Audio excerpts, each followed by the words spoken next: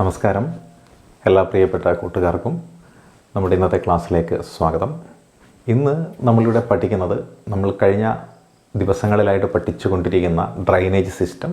ആ ഡ്രൈനേജ് സിസ്റ്റവുമായി ബന്ധപ്പെട്ടിട്ടുള്ള ഒരു ജനറൽ ക്ലാസ്സാണ്. അതായത് അവസാനത്തെ ക്ലാസ് എന്ന് വേണമെങ്കിൽ പറയാൻ ഡ്രൈനേജ് സിസ്റ്റത്തെക്കുറിച്ചുള്ള. നമ്മളിവിടെ ചെയ്യാൻ പോകുന്നത് ഒരു താരതമ്യ പഠനമാണ്. നമ്മൾ ആരൊക്കെയാണ് താരതമ്യം ചെയ്യുന്നത്? നമ്മൾ ആദ്യം താരതമ്യം ചെയ്യാൻ പോകുന്നത് നമ്മുടെ ഹിമാലയൻ റിവേഴ്സ്. അതേപോലെ അടുത്ത താരതമ്യം ചെയ്യുന്ന ആരെയാണ്? Peninsular reverse. അതായത് ഹിമാലയൻ ഡ്രൈനേജ് സിസ്റ്റത്തെയും പെനിൻസുലാർ ഡ്രൈനേജ് സിസ്റ്റത്തെയും തമ്മിൽ ഒരു താരതമ്യം ചെയ്യുക എന്ന ആ ഒരു ഡ്യൂട്ടി അല്ലെങ്കിൽ ആ ഒരു പഠനമാണ് നമ്മളിവിടെ ചെയ്യുന്നത്. അതായത് ഇവ തമ്മിൽ എങ്ങനെ വ്യത്യാസപ്പെട്ടിരിക്കുന്നു, ഹിമാലയൻ നദികളും ഉപദ്വീപീയ നദികളും എങ്ങനെയാണ് വ്യത്യാസപ്പെട്ടിരിക്കുന്നത്, എപ്രകാരമാണ് വ്യത്യാസപ്പെട്ടിരിക്കുന്നത് എന്നിങ്ങനെ നമ്മൾ എണ്ണി നോക്കുമ്പോൾ ഏകദേശം 10ഓളം കാര്യങ്ങളിൽ ഇവ തമ്മിൽ എന്തുണ്ട്? വ്യതിയാനമുണ്ട്, വ്യത്യാസമുണ്ട്. ആ കാര്യങ്ങൾ എന്താണെന്നും അതെങ്ങനെയൊക്കെയാണ് എന്ന് നമുക്കൊന്ന് നോക്കാം. അതാണ് ഈ വീഡിയോയിലൂടെ നമ്മൾ പഠിക്കാൻ ശ്രമിക്കുന്നത്. നമ്മൾ ആദ്യം നോക്കിയാൽ എന്താണ്? പേരിലുണ്ട് വ്യതിയാനം, പേരിൽ വ്യത്യാസമുണ്ട് അല്ലേ. നെയിം നമ്മൾ നോക്കിയാൽ നമുക്കറിയാൻ പറ്റും ഏതായിരിക്കാം? ഹിമാലയൻ നദികൾ. മറ്റേതോ പെനിൻസുലാർ നദികൾ. ഹിമാലയൻ നദികൾ എന്ന പേര് എങ്ങനെ വന്നു? വളരെ സിമ്പിളാണ് അല്ലേ. ഹിമാലയത്തിൽ നിന്ന് ഉത്ഭവിക്കുന്ന നദി ആയതിനാൽ അതിനെ ഹിമാലയൻ നദികൾ എന്ന് വിളിക്കുന്നു. അതല്ലേ വാസ്തവം? അത് തന്നെയാണ് ശരി. അപ്പോൾ ഹിമാലയത്തിൽ നിന്ന് ഉത്ഭവിക്കുന്ന നദികളായതുകൊണ്ട് അതിനെ ഹിമാലയൻ നദികൾ എന്ന് നമുക്ക് വിശേഷിപ്പിക്കാം. അതേപോലെ പെനിൻസുലാർ റിവേഴ്സ് എന്ന് പറഞ്ഞു കഴിഞ്ഞാലോ, പെനിൻസുലാർ ഏരിയ, അതായത് ഉത്തര മഹാസമതലം കഴിഞ്ഞിട്ട് ദക്ഷിണ ഭാഗമാണ് പെനിൻസുലാർ ഏരിയ എന്ന് പറയുന്നത്. ആ പെനിൻസുലാർ ഏരിയയിൽ നിന്ന് ഉത്ഭവിക്കുന്ന നദികൾ പെനിൻസുലാർ റിവേഴ്സ് അഥവാ ഉപദ്വീപീയ നദികൾ എന്ന പേരിലും അറിയപ്പെടുന്നു. അതാണ് പേരിലുള്ള വ്യത്യാസം. അതെല്ലാവർക്കും കോമൺ ആയിട്ട് കിട്ടുന്നതാണ്. ഇനി നമുക്ക് രണ്ടാമത്തെ ബേസിൻ, അതായത് ഈ നദീതടവുമായി ബന്ധപ്പെട്ടുകൊണ്ടൊന്ന് നോക്കാം അല്ലേ. ഹിമാലയൻ റിവേഴ്സിൻ്റെ ബേസ് എങ്ങനെയാണ്? ബേസിൻ നമുക്കറിയാം ഒരുപാട് വലുതാണ്. കാരണം ഹിമാലയൻ നദികൾ എന്ന് പറയുന്നത് ആയിരക്കണക്കിന് കിലോമീറ്റർ ഒഴുകുന്ന നദിയാണ്. ഒന്നിലധികം രാജ്യങ്ങളിലൂടെ ഒഴുകുന്ന നദിയാണ്. അപ്പോൾ ആ നദിയിലേക്ക് ജലമെന്ന് പറയുന്നത് എവിടെ നിന്നെല്ലാം എത്തിച്ചേരും? നമുക്ക് സങ്കല്പിക്കാൻ പറ്റുന്നതിൻ്റെ അപ്പുറത്തുള്ള ജലപ്രവാഹം ആ നദികളിൽ ഉണ്ട്. അതുകൊണ്ട് തന്നെ ആ ജലം വഹിച്ചു കൊണ്ടുവരുന്ന ഏരിയ എന്ന് പറയുന്നത്, അതിൻ്റെ തടം എന്ന് പറയുന്നത്, ആ നദിയുടെ തടം എന്ന് പറയുന്നത് വളരെ വലുതാണ്. അപ്പോൾ the basins of Himalayan reverse R larger than the peninsular reverse എന്ന് നമുക്ക് കണ്ണും പൂട്ടി പറയാൻ പറ്റും. അപ്പം അങ്ങനെ ഈ നദീതടങ്ങൾ തമ്മിൽ വ്യത്യാസപ്പെട്ടിരിക്കുന്നു. അപ്പോൾ പെനിൻസുലാർ നദികളുടെ തടം നമ്മൾ നോക്കിയാലോ വളരെ ചുരുങ്ങിയതാണ്. കാരണം ഇവിടെ നമുക്കറിയാം പെനിൻസുലാർ നദികൾ എന്ന് പറയുന്നത് അധിക ദൂരം ഒഴുകുന്നുണ്ടോ എന്ന് ചോദിച്ചാൽ ചിലത് മാത്രമേ അധിക ദൂരം ഒഴുകുന്നുള്ളൂ. ഏകദേശം ഗോദാവരി എന്ന് പറയുകയാണെന്നുണ്ടെങ്കിൽ ഏകദേശം ഒരു 3.12 ലക്ഷം സ്ക്വയർ കിലോമീറ്ററാണ് അതിൻ്റെ തടത്തിൻ്റെ വ്യാപ്തി എന്ന് പറയുന്നത്. എന്നാൽ ഇപ്പുറത്ത് നമ്മൾ ഗംഗയാണെങ്കിലും ബ്രഹ്മപുത്രയാണെങ്കിലും സിന്ധു ആണെങ്കിലും എടുത്തു കഴിഞ്ഞാലോ അതിനേക്കാളൊക്കെ ഒരുപാട് അത് 12 ലക്ഷം സ്ക്വയർ കിലോമീറ്റർ, 11 ലക്ഷം സ്ക്വയർ കിലോമീറ്റർ, 8 ലക്ഷം സ്ക്വയർ കിലോമീറ്റർ അങ്ങനെയുള്ളൊരു കണക്കിലേക്കാണ് നമുക്കത് എത്തിപ്പെടാൻ പറ്റുന്നത്. അപ്പോൾ ഇതിൻ്റെ ബേസ് നമ്മൾ നോക്കിയാൽ ബേസിൻസ് എന്ന് പറയുന്നത് എപ്പോഴും ഹിമാലയൻ നദികൾക്കാണ് കൂടുതലുള്ളത് അല്ലേ. പെനിൻസുലാർ നദിയുടെ ബേസിൻ എന്ന് പറയുന്നത് വളരെ ചുരുങ്ങിയതാണ് as compared to the Himalayan river basins. ഇനി നമ്മൾ നോക്കിയാൽ വാലീസ് അല്ലെ, താഴ്വരകൾ നമുക്കൊന്ന് നോക്കിയാലോ. താഴ്വരകൾ എങ്ങനെയാണ് സൃഷ്ടിക്കപ്പെടുന്നത്? അല്ലെങ്കിൽ വാലീസ് അല്ലേ നമ്മൾ കണ്ടിട്ടുണ്ട്. അതായത് ഈ വെള്ളച്ചാട്ടം എന്ന് പറയുന്നത് ഉണ്ടാവാറുണ്ട്. വെള്ളം ഒഴുകി വരുന്നതാണ്. അങ്ങനെ ഒഴുകി വരുന്ന ജലം പല ആകൃതിയിൽ താഴ്വരകൾ സൃഷ്ടിക്കാറുണ്ട്. അതായത് ഒഴുകി വരുന്ന ജലമാണെന്നുണ്ടെങ്കിൽ നമ്മൾ ഐ ഷേപ്പ് വാലീസ് എന്ന് പറയും. ഐ ഷേപ്പ് എന്ന് വെച്ചാൽ അറിയാൻ തന്നെ ഈ രീതിയിലായിരിക്കും. അതായത് കനത്തിലിങ്ങനെ ഒഴുകി വരുന്നതെങ്കിൽ മുന്നിലുള്ളതെല്ലാം തച്ച് തകർത്ത് ഇങ്ങനെ ഒഴുകി വരുന്നതുകൊണ്ട് വെള്ളം ഇങ്ങനെ ഇതിനകത്ത് കിടക്കും. ഇതിങ്ങനെ കിടക്കും വെള്ളം, ഇതിലൂടെ ഒഴുകുന്നത് വെള്ളം. അപ്പോൾ ഇങ്ങനെയുള്ള വാലി ഇതിന് മുകളിൽ എന്തായിരിക്കും? കരപ്രദേശമായിരിക്കും അല്ലേ. ഇവിടെ നമ്മൾ മനുഷ്യന്മാരാണെങ്കിൽ മനുഷ്യന്മാർ നിൽക്കുന്നു അല്ലേ. അതേപോലെ മൃഗങ്ങളാണെന്നുണ്ടെങ്കിൽ ആരിവിടെ നിൽക്കും? ആ മൃഗങ്ങളും ഇവിടെ നിൽക്കും. ഇത് മനുഷ്യനെ നിൽക്കും. ഇത് നദി, ഒഴുകുന്ന നദിയാണ്, 2 കരയാണ്. അപ്പോൾ നോക്കിയാൽ ഈ പഴയ കാലത്ത് ജംഗിൾ ബുക്കൊക്കെ നമ്മൾ കാണുമ്പോൾ അതിൽ കണ്ടിരുന്ന ആ ഒരു നദിയിൽ ഏകദേശം അതിൻ്റെ ഒരു ഷേപ്പൊക്കെ വരുന്നതായിട്ട് നമുക്ക് തോന്നും. ഇതാണ് ഐ ഷേപ്പ് വാലി എന്ന് പറയുന്നത്. ഹിമാലയൻ നദികൾ ഐ ഷേപ്പ് വാലി സൃഷ്ടിക്കാറുണ്ട്. അതേപോലെ തന്നെ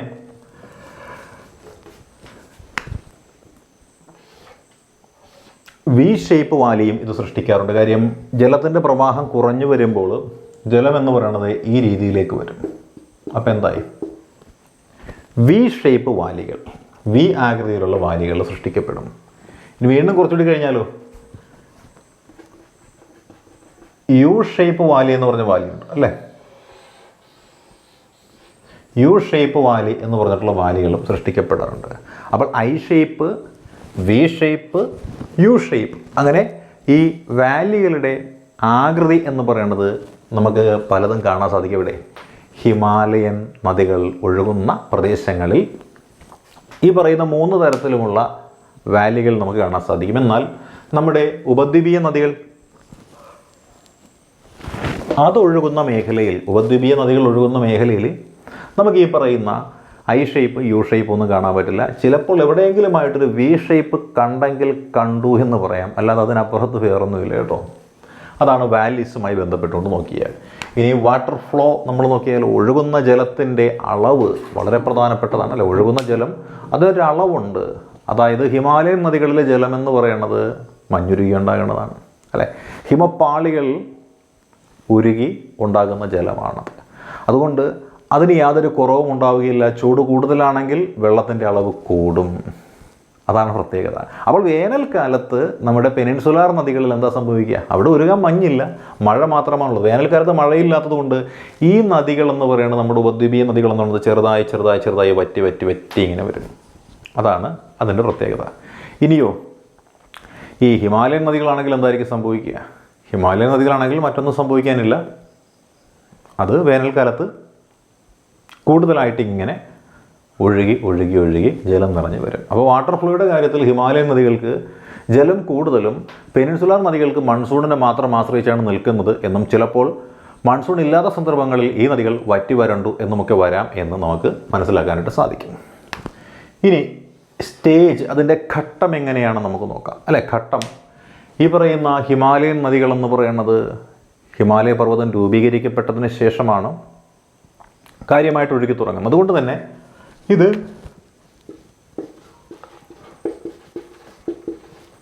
യൂത്ത്ഫുൾ എന്ന് പറയുന്ന ഒരു സ്റ്റേജിലേക്കാണെന്ന് പറയാം അല്ലേ? യൂത്ത്ഫുൾ വെച്ചാൽ ചെറുപ്പക്കാരനാണ്. ഹിമാലയൻ നദികൾ ചെറുപ്പക്കാരനാണ്. കാര്യം ഇവൻ ഹിമാലയ പർവ്വതം രൂപം കൊണ്ടതിന് ശേഷമാണ് പലതും ഉത്ഭവിക്കുന്നത്. അതുകൊണ്ട് തന്നെ ഈ നദികൾ നമ്മൾ യൂത്ത്ഫുൾ സ്റ്റേജിലുള്ള നദികൾ എന്ന് വിളിക്കുന്നു. ചെറുപ്പക്കാരന്മാരായിട്ടുള്ള നദികളാണ് ഹിമാലയൻ നദികൾ എന്ന് പറയുന്നത്. അപ്പോൾ യൂത്ത്ഫുൾ സ്റ്റേജിലുള്ള നദിയാണ് ഹിമാലയൻ നദികൾ. എന്നാൽ നമ്മൾ വീണ്ടും ഒന്ന് നോക്കിയാലോ, നമ്മുടെ പെനിൻസുലാർ നദികൾ നോക്കിയാലോ, ഹിമാലയൻ നദികളെക്കാളും മുൻപ് രൂപീകരിക്കപ്പെട്ടിട്ടുള്ളതാണ് അവയെല്ലാം അല്ലേ? ഹിമാലയൻ നദികളെക്കാൾ മുൻപ് രൂപീകരിക്കപ്പെട്ടിട്ടുള്ളതാണെന്ന് വെച്ചാൽ പ്രായം കൂടുതലുള്ളതാണ്. അപ്പോൾ പ്രായം കൂടുതലുള്ളതാണ് എന്ന് നമുക്ക് പറയാൻ സാധിക്കും. യൂത്ത്ഫുൾ സ്റ്റേജാണ്. അപ്പോൾ യൂത്ത്ഫുൾ സ്റ്റേജ് ആണെന്നുണ്ടെങ്കിൽ ഓർക്കുക, ചെറുപ്പക്കാരുടെ വേഗമാണോ പ്രായമായവരുടെ വേഗമാണോ കൂടുതലുള്ളത്?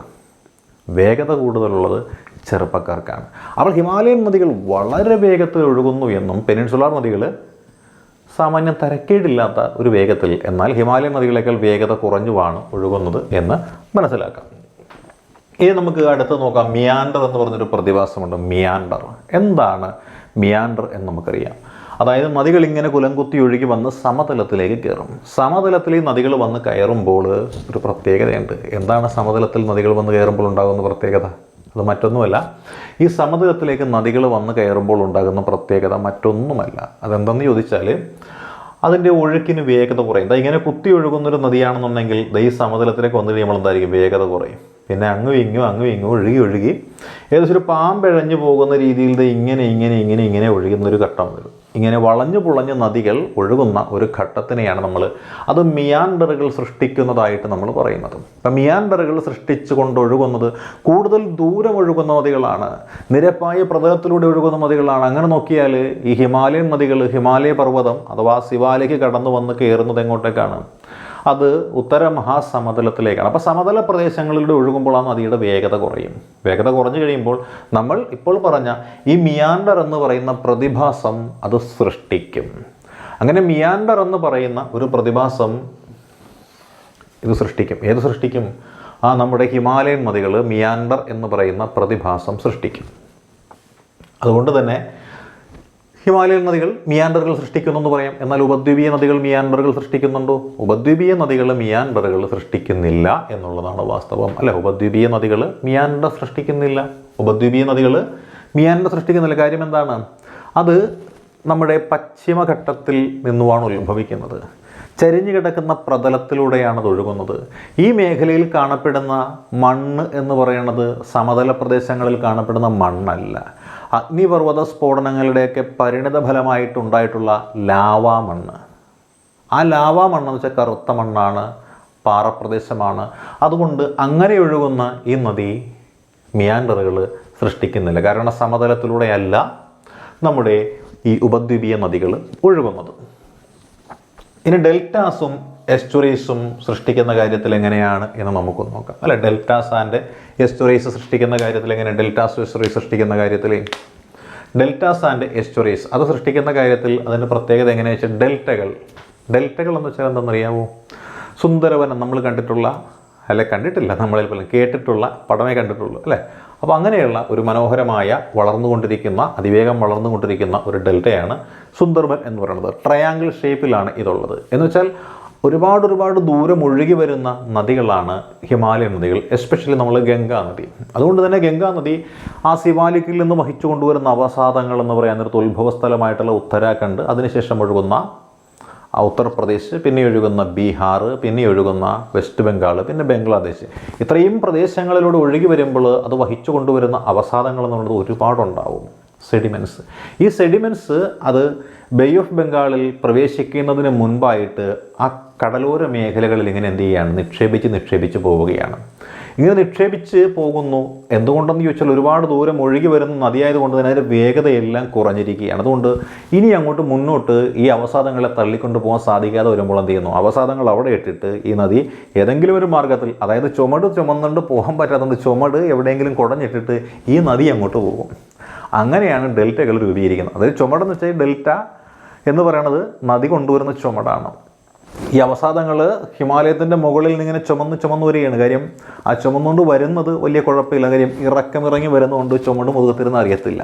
സമതല പ്രദേശത്തിലൂടെ ഒഴുകാൻ നേരത്ത് ചുമടിൻ്റെ ഭാരം കുറച്ച് കൂടും. പിന്നെയോ ഈ നദിയിലേക്ക് പ്രവേശിക്കാൻ നേരത്ത് സമതല പ്രദേശങ്ങളിലൂടെ വലിയ കഷ്ടപ്പെട്ട് ബുദ്ധിമുട്ടി ഈ അവസാദം എന്നുള്ള ചുമടും വഹിച്ചുകൊണ്ട് വരുന്ന ഇതിനെ നദിയിൽ നിന്ന് എങ്ങനെയെങ്കിലും സമുദ്രത്തിൽ കയറാൻ വേണ്ടി പോകുമ്പോൾ എത്രയും പെട്ടെന്ന് പോകണം. അതുകൊണ്ട് ഈ സമുദ്രതീരത്ത് ഇതിനെ നിക്ഷേപിക്കും. കാര്യം സമുദ്രത്തിലെ തിരയെന്ന് പറയുന്നത് നല്ല ഫോഴ്സിലല്ലേ വന്ന് കയറുന്നത്.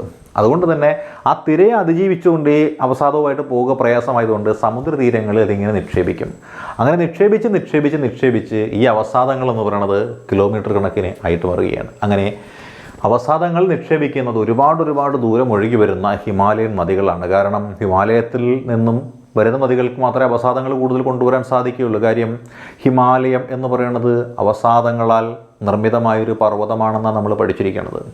ഈ പറയുന്ന ഉപദ്വീപീയ നദികൾ കൂടുതലും ഈ ഡെൽറ്റകൾ സൃഷ്ടിക്കുന്നില്ല. ഡെൽറ്റകൾ സൃഷ്ടിക്കുന്ന നദികൾ ഏതെന്ന് ചോദിച്ചാൽ നമുക്കറിയാം ഏതാണ്? കിഴക്കോട്ടൊഴുകുന്ന പ്രധാനപ്പെട്ട നദികളായിട്ടുള്ള ഗോദാവരി, മഹാനദി, കൃഷ്ണ, കാവേരി എന്നിവയാണ്. എന്നാൽ പടിഞ്ഞാറ് ഭാഗത്തേക്ക് ഒഴുകുന്ന നർമ്മദാ, താപ്തിയും, ശരാവതിയും, സബർമതിയും, സരസ്വതിയൊന്നും ഈ പറയുന്ന അവസാദങ്ങൾ അധികം വഹിച്ചുകൊണ്ട് വരുന്നില്ല. ഇനി കൊണ്ടുവരുന്നുണ്ടെങ്കിൽ തന്നെ എന്തായിരിക്കും സംഭവിക്കുക? അത് ഈ പശ്ചിമഘട്ടം കടന്ന് ഇങ്ങോട്ട് വരുന്നത് കുത്തനെയുള്ള ചരിവാണ്. ആ ചരിവിലൂടെ നേരെ നല്ല സ്പീഡിലിട്ട് ഒഴുകി നമ്മുടെ സമുദ്രത്തിലേക്കാണ് കിടക്കുന്നത്. അതുകൊണ്ട് കൊണ്ടുവരുന്നത് മൊത്തം കടലിൽ കൊണ്ടുപോയി കൊടുക്കുന്നു. നേരെ നിരപ്പായിട്ടാണ് വരുന്നതെന്നുണ്ടെങ്കിൽ ആ സമതല പ്രദേശങ്ങളിൽ ഇട്ടിട്ട് പോയേനെ. പക്ഷേ ഇത് കുത്തനെയുള്ള ഒഴുക്കായതുകൊണ്ടെന്നാണ് പടിഞ്ഞാറോട്ട് ഒഴുകുന്ന നദികൾക്ക് കൂടുതലും ഡെൽറ്റകൾ സൃഷ്ടിക്കാൻ സാധിക്കുന്നില്ല. പകരം ഇത് കടലിലേക്ക് പ്രവേശിക്കുന്ന സ്ഥലത്തു നിന്നാണ് ചില അഴിമുഖങ്ങൾ എന്ന് പറയുന്ന മണൽത്തിട്ടകൾ മാത്രമാണ് സൃഷ്ടിക്കുന്നത്. അതുകൊണ്ട് ഡെൽറ്റകളും എസ്റ്റുറികളും സൃഷ്ടിക്കുന്ന കാര്യത്തിൽ ഡെൽറ്റകൾ എന്ന് പറയുന്നത് ഹിമാലയൻ നദികളാണ് കൂടുതൽ സൃഷ്ടിക്കുന്നതെങ്കിൽ എസ്റ്റുറീസ് എന്ന് പറയുന്നത് സൃഷ്ടിക്കുന്നത് നമ്മുടെ ഉപദ്വീപീയ നദികളാണ്. ഡെൽറ്റകൾ സൃഷ്ടിക്കുന്ന ഉപദ്വീപീയ നദികൾ എന്ന് വെച്ചാൽ മഹാനദി, ഗോദാവരി, കൃഷ്ണ, കാവേരി ഇവരാണ് ഡെൽറ്റകൾ സൃഷ്ടിക്കുന്ന ഉപദ്വീപീയ നദികൾ. മറ്റുള്ളതൊന്നും സൃഷ്ടിക്കുന്നില്ല. ഇനി ട്രാൻസ്പോർട്ടേഷനുമായി ബന്ധപ്പെട്ടിട്ടുള്ള കാര്യം നോക്കിയാലോ, ഗതാഗതവുമായി ബന്ധപ്പെട്ടിട്ടുള്ള കാര്യങ്ങൾ നോക്കിയാൽ ട്രാൻസ്പോർട്ടേഷൻ സൗകര്യപ്രദമാകണമെന്നുണ്ടെങ്കിൽ നദി സമതലത്തിലൂടെ ഒഴുകിയെങ്കിൽ മാത്രമേ ട്രാൻസ്പോർട്ടേഷൻ ഫെസിലിറ്റി ഉണ്ടാവുകയുള്ളൂ. കുത്തനെ ഒഴുകുന്ന ഒരു നദിയിൽ ട്രാൻസ്പോർട്ടേഷൻ ബുദ്ധിമുട്ടാണ്. കാര്യം ജീവന് പണയം വെച്ച് നമ്മൾ ആരെങ്കിലും പോയിട്ട് കയറുമോ? കാര്യം ഒഴുകി ഏതെങ്കിലും കുഴി അല്ലേ നേരെ കുത്തനെ പതിച്ചു കഴിഞ്ഞാൽ നേരത്തെ നമുക്ക് പ്രയാസമാണ്. അപ്പം സമതല പ്രദേശങ്ങളിലൂടെ മാത്രമേ ഗതാഗതം എന്ന് പറയുന്നത് നദികളിലൂടെ സാധ്യമാവുകയുള്ളൂ. അങ്ങനെ നോക്കിയാൽ ഈ പറയുന്ന ഹിമാലയൻ നദികൾ എന്ന് പറയുന്നത് ഉത്തര മഹാസമതലത്തിൽ കൂടി കൂടുതൽ ഒഴുകുന്നതുകൊണ്ട് അവിടെ ഇത് സാധ്യമാണ്. സമതല പ്രദേശങ്ങളിലൂടെ ഒഴുകുന്ന നദികളിൽ ഗതാഗതം സാധ്യമായതിനാൽ ഹിമാലയൻ നദികൾ ഗതാഗതത്തിന് വളരെ വളരെ അനുയോജ്യമായിട്ടുള്ളതാണ്. എന്നാൽ നമ്മുടെ ഉപദ്വീപീയ നദികളുടെ കേസിലേക്ക് വരുമ്പോഴോ അത് ചരിഞ്ഞാണ് ഒഴുകുന്നത്. അതുകൊണ്ട് തന്നെ ഹിമാലയൻ നദികളുടെ അത്ര ഗതാഗത അനുയോജ്യമായിട്ടുള്ള നദികൾ അല്ല നമ്മുടെ ഈ പറയുന്ന ഉപദ്വീപീയ നദികൾ. അതുകൊണ്ട് ട്രാൻസ്പോർട്ടേഷൻ ഫെസിലിറ്റി നല്ല രീതിയിൽ വരുന്നത് ഹിമാലയൻ നദികളിലാണ് എന്ന് നമുക്ക് പറയാൻ പറ്റും. ഇനി ഇറിഗേഷനുമായി ബന്ധപ്പെട്ടുകൊണ്ട് നോക്കിയാലോ, ഇറിഗേഷനുമായി ബന്ധപ്പെട്ടുകൊണ്ട് നമ്മൾ നോക്കിയാൽ ജലസേചനത്തിന് ഏറ്റവും കൂടുതൽ നമ്മൾ ഉപയോഗിക്കുന്നത് ഏത് നദികളാണ് എന്ന് ചോദിച്ചാൽ, നദികളെല്ലാം ജലസേചനത്തിന് ഉപയോഗിക്കാമെങ്കിലും ഹിമാലയൻ നദികൾക്കാണ് അതിനുള്ള സാധ്യത വളരെ കൂടുതലുള്ളത്. കാരണം ഈ ഉത്തര മഹാസമതലമാണ് കൃഷിക്ക് ഏറ്റവും അനുയോജ്യമായിട്ടുള്ളത്. അതുകൊണ്ട് തന്നെ ഉത്തര മഹാസമതലത്തോട് ചേർന്നൊഴുകുന്ന നദിയായിട്ടുള്ള ഗംഗാ നദിയിൽ നിന്നാണ് അവിടെ ജലസേചനത്തിനുള്ള സൗകര്യങ്ങളെല്ലാം ഇണക്കുന്നത്.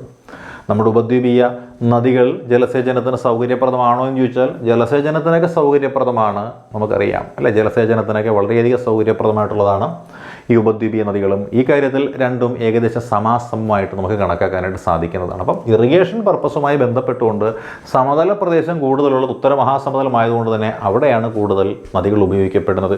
എന്നാൽ നമ്മുടെ ഈ ചില പ്രത്യേക പ്രദേശങ്ങളിൽ തമിഴ്നാട്ടിലാണെങ്കിലും ആന്ധ്രയിലൊക്കെ ആണെങ്കിലും കൃഷി നല്ല കാര്യമായിട്ടുള്ളത് കൊണ്ട് തന്നെ അവിടെയും ജലസേചനത്തിനായിട്ട് ഈ പറയുന്ന നദികളെല്ലാം ഉപയോഗിക്കാറുണ്ട് എന്നുള്ളത് നമ്മൾ അറിയുക അല്ലേ. അപ്പോൾ നമ്മൾ പഠിക്കേണ്ടുന്ന കാര്യങ്ങൾ ഏകദേശം പറഞ്ഞു. ഏജ് എന്ന് പറയുന്നതിന് നമുക്കിവിടെ സ്റ്റേജുമായിട്ട് താരതമ്യപ്പെടുത്താൻ സാധിക്കുന്നത് കൊണ്ട് നമ്മുടെ ഈ ഹിമാലയൻ നദികളെയും അതേപോലെ തന്നെ ഉപദ്വീപീയ നദികളെയും തമ്മിൽ താരതമ്യപ്പെടുത്തിക്കൊണ്ടുള്ള ക്ലാസ് നമുക്കിവിടെ അവസാനിപ്പിക്കാം. അപ്പോൾ ഡ്രൈനേജ് സിസ്റ്റം എന്ന് പറയുന്നത് നമ്മൾ സമ്പൂർണ്ണമായിട്ട് പഠിച്ചു കഴിഞ്ഞിരിക്കുകയാണ്. അപ്പോൾ ക്ലാസ് നമ്മൾ പഠിച്ച മേഖലയിൽ നിന്ന് മാത്രമായിരിക്കും പരമാവധി ചോദ്യങ്ങൾ ഉണ്ടാവുക എന്ന് പ്രതീക്ഷിച്ചുകൊണ്ട് ഡീറ്റെയിൽ ആയിട്ട് പഠിക്കുക. കൂടുതൽ പഠനം നടത്താൻ താല്പര്യമുള്ളവർക്ക് ഈ മേഖലയിൽ ആഴത്തിൽ പഠനം നടത്താവുന്നതാണ് കേട്ടോ. അപ്പോൾ ഓൾ ദി ബെസ്റ്റ്.